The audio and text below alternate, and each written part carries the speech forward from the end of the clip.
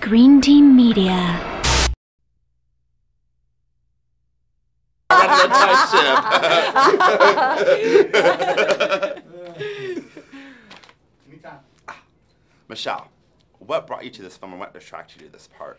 Well, I think initially Duncan Jones. I must say, I mean, I was a fan of Moon. I saw that really soon after it came out, and so I was intrigued by that. And also, I love the subject matter of this film. I think it tackles a lot of interesting, a lot of different themes.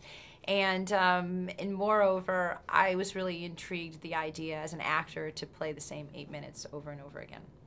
Did you find that hard or challenging? Because you have to develop a heavy-duty love story. I did. You know, it is. It's tricky, actually. For what you would think was very little preparation on the page, actually required significant preparation. You know, I actually created a backstory for this character, and I think it was much like a student film in the sense that we really kind of huddled before each source code, and we would go, okay, how are we going to tonally differentiate this 8 minutes from the previous 8 minutes, and incorporate a piece of the puzzle for the audience along the way, and that was fun. That was a lot of fun for us. Talking to Jake, he was saying that, you know, sort of your relationship with Sean Fentress, there's obviously was something there before Coulter becomes in and sort of Coulter closes the sale or whatever it was. Yeah. How did you think about that or develop that or come into it? Well, I really did develop a backstory in which that, you know, this is a gal who takes the 8:20 train from Northbrook to Chicago every single day. She's living kind of a mundane life, really not maybe living her life to her fullest potential. In a not-so-great job, in a not-so-great relationship, and she finally strikes up a conversation with this guy she sits opposite of. And this guy's like, what are you doing? Like, what have you got to lose? You know, get rid of that guy and change your job. And she's like, wow, who's this? You know, sometimes it takes a stranger to kind of shed a new perspective on your own life. And so she comes into this movie going, wow, I like you and thank you, and I want to get to know you better. And that was sort of my inspiration, I guess, for each time I entered the source code.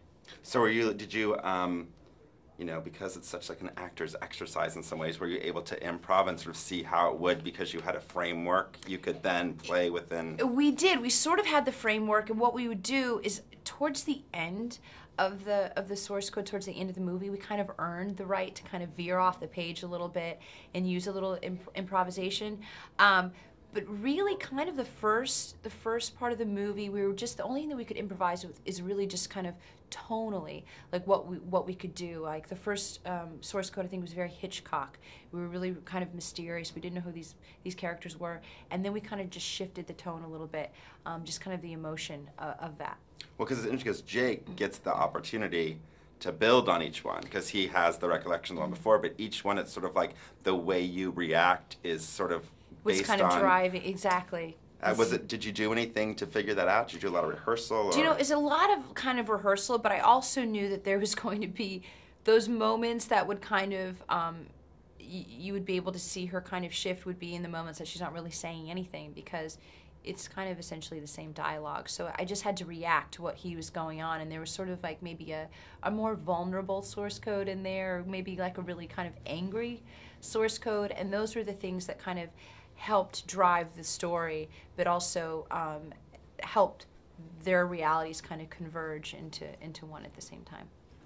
What was it like working with Jake? Oh, he's awesome.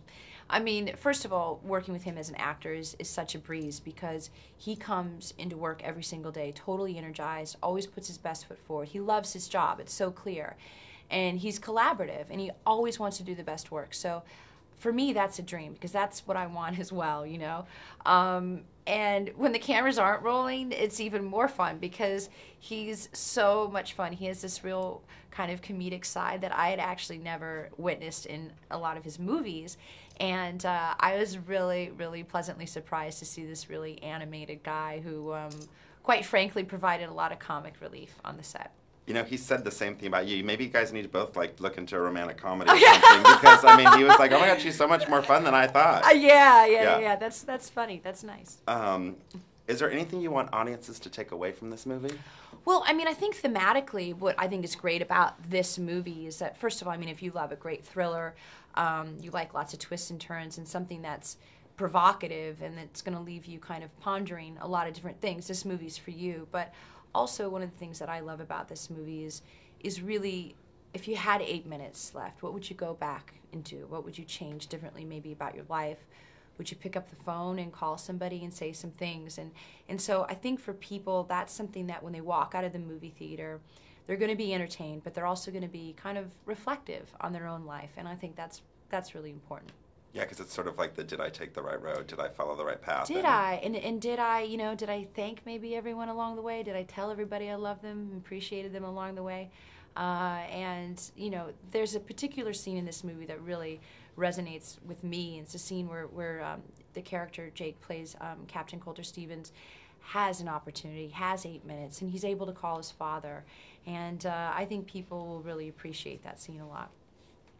And can you tell me, because everyone seems to be the question up there on billboards, what is the source code? Source code is a top secret government program that allows a person to live the last 8 minutes of someone else's life. Perfect. Cool. We're done.